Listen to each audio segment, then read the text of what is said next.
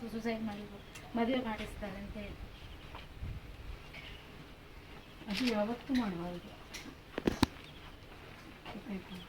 ದಕ್ಷಿಣ ಕನ್ನಡ ಜಿಲ್ಲೆಯ ಪ್ರವಾಸದಲ್ಲಿರುವ ರಾಜ್ಯ ಮಹಿಳಾ ಆಯೋಗದ ಅಧ್ಯಕ್ಷೆ ಡಾಕ್ಟರ್ ನಾಗಲಕ್ಷ್ಮಿ ಚೌಧರಿ ಅವರು ಪುತ್ತೂರಿನ ತಾರಿಗುಡ್ಡೆಗೆ ಭೇಟಿ ನೀಡಿ ಮದುವೆಯಾಗುವುದಾಗಿ ನಂಬಿಸಿ ವಂಚನೆಗೊಳಗಾದ ಸಂತ್ರಸ್ತ ಯುವತಿಗೆ ಸಾಂತ್ವನ ಹೇಳಿದರು. ಮಾರ್ಚ್ 5ರಂದು ಸಂತ್ರಸ್ತೆಯ ಮನೆಗೆ ತೆರಳಿದ ಅಧ್ಯಕ್ಷರು ನೊಂದ ಕುಟುಂಬದ ಅಹವಾಲನ್ನು ಆಲಿಸಿ ಅವರಿಗೆ ಧೈರ್ಯ ತುಂಬಿದರು. ಮಹಿಳಾ ಆಯೋಗವು ಯಾವಾಗಲೂ ನೊಂದ ಮಹಿಳೆಯರ ಪರವಾಗಿ ತಾಯಿಯ ಸ್ಥಾನದಲ್ಲಿ ನಿಂತು ರಕ್ಷಣೆ ನೀಡುತ್ತದೆ ಎಂದು ಅವರು ಈ ಸಂದರ್ಭದಲ್ಲಿ ಭರವಸೆ ನೀಡಿದರು. ಸಂತ್ರಸ್ತೆಯ ಭವಿಷ್ಯದ ಬಗ್ಗೆ ಕಾಳಜಿ ವ್ಯಕ್ತಪಡಿಸಿದ ಡಾಕ್ಟರ್ ನಾಗಲಕ್ಷ್ಮಿ ಚೌಧರಿ ಆಕೆಯನ್ನು ಶೈಕ್ಷಣಿಕವಾಗಿ ಮತ್ತು ಆರ್ಥಿಕವಾಗಿ ಸದೃಢಗೊಳಿಸಲು ಆಯೋಗದ ವತಿಯಿಂದ ಎಲ್ಲಾ ಅಗತ್ಯ ಕ್ರಮಗಳನ್ನು ಕೈಗೊಳ್ಳಲಾಗುವುದು ಎಂದು ತಿಳಿಸಿದರು. ಯುವತಿಯ ಮುಂದಿನ ಶಿಕ್ಷಣಕ್ಕೆ ಬೇಕಾದ ವ್ಯವಸ್ಥೆಗಳನ್ನು ಮಾಡಿಕೊಡುವುದಾಗಿ ಭರವಸೆ ನೀಡಿದ ಅವರು ಸದ್ಯ ಪ್ರಕರಣವು ನ್ಯಾಯಾಲಯದ ವ್ಯಾಪ್ತಿಯಲ್ಲಿರುವುದರಿಂದ ಹೆಚ್ಚಿನ ಮಾಹಿತಿ ನೀಡಲು ಸಾಧ್ಯವಿಲ್ಲ ಎಂದು ಸ್ಪಷ್ಟಪಡಿಸಿದರು. ಮಹಿಳಾ ಆಯೋಗವು ಸಂತ್ರಸ್ತೆಗೆ ನ್ಯಾಯ ಕೊಡಿಸುವಲ್ಲಿ ಪೂರ್ಣ ಪ್ರಮಾಣದಲ್ಲಿ ಬೆಂಬಲ ನೀಡಲಿದೆ ಎಂದು ಅವರು ಮಾಧ್ಯಮಗಳ ಮುಂದೆ ಹಂಚಿಕೊಂಡಿದ್ದಾರೆ. ನ್ಯಾಯ ಸಿಗಲಿ ಅಂತ ನಾನು ಅವಳ ಜೊತೆಯಲ್ಲಿ ಯಾವಾಗಲೂ ಶಕ್ತಿಯಾಗಿ ಅವಳಿಗೆ ಯಾವುದು ಥರ ಸಹಕಾರ ಬೇಕು ಅದನ್ನೆಲ್ಲ ಕೊಟ್ಟು ನಿಲ್ತೇನೆ. ನಾನು ಆಯೋಗದ ಅಧ್ಯಕ್ಷೆ ಅಂದರೆ ತಾಯಿ ಸಮಾನ.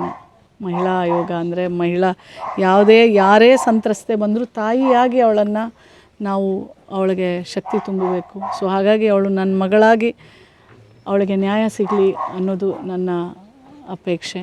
ಮತ್ತು ಅವಳ ಮುಂದಿನ ಭವಿಷ್ಯಕ್ಕೂ ಸಹ ಅವಳ ಮುಂದೆ ಎಜುಕೇಷನ್ ಪರ್ಸ್ಯೂ ಮಾಡಲಿಕ್ಕಾಗಲಿ ಎಲ್ಲದಕ್ಕೂ ಸಹಕಾರ ಮತ್ತು ಶಕ್ತಿಯನ್ನು ಅವಳಿಗೆ ತುಂಬ್ತೇನೆ ಅಂತ ಹೇಳಿದ್ದೀನಿ.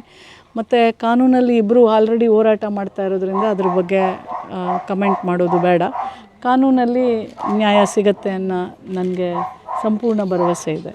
ಕಾನೂನು ಹೋರಾಟಕ್ಕೆ ಬೆಂಬಲ ನಡೀತಾ ಇದೆಯಲ್ಲ, ಇನ್ನು ಬೆಂಬಲ ಏನಿದೆ? ಕಾನೂನು ಪ್ರಕಾರ ಹೋರಾಟ ನಡೀತಾ ಇದೆ. 100% ಆಯೋಗ ಅಂದರೆ ಕಮಿಷನ್ ಅಂದರೆ ಕಾನೂನಿನ ಒಂದು ಅಂಗ. ಸೊ ಕಾನೂನು ಪ್ರಕಾರ ಹೋರಾಟ ಮಾಡ್ತಾ ಇರೋ ಮಗಳಿಗೆ ಖಂಡಿತವಾಗ್ಲೂ ನಾವು ಅವಳ ಪರ ಇರ್ತೇವೆ.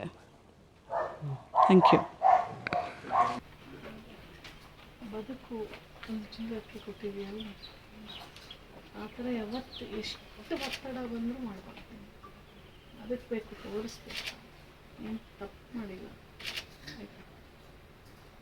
ಜೀವ ಕಳ್ಕೊಳ್ಳೋದು ಯಾವತ್ತೂ ಮಾಡಿದ್ರೆ ಸತ್ತರೆ ಹೋಗ್ತೀಯ. ಯಾರು 4 ದಿನ ಅಳ್ತಾರೆ, ಆಮೇಲೆ ಇದು ನಿನ್ನ ಬದುಕು.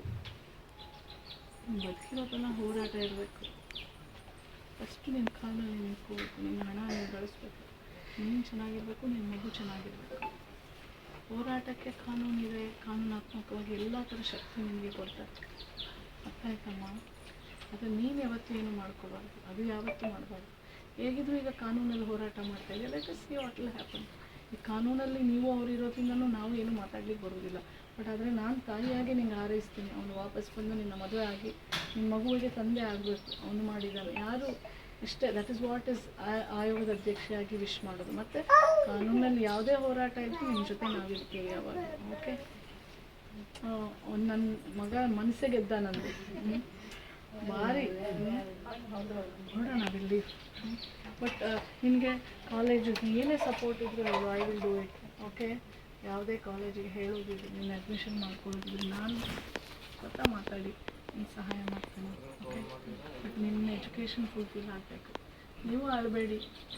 ಎಷ್ಟು ಜನ ಹೇಗೆಲ್ಲ ಬದುಕಿ ಎಲ್ಲ ಸಾಧನೆ, ಇದೆಲ್ಲ ಕಷ್ಟನೇ ಶಕ್ತಿ.